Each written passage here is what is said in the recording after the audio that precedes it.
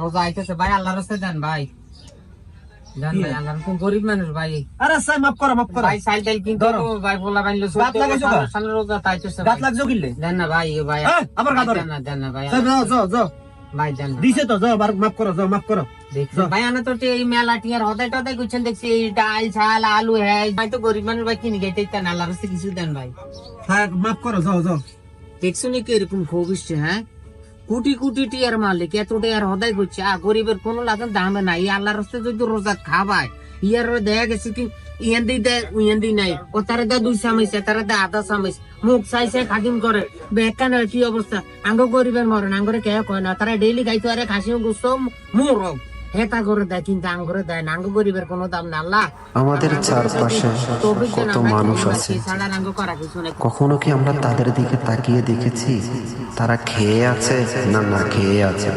আসুন না এই রমজান মাসে তাদের দিকে একটু মানবতার হাত বাড়িয়ে দিয়ে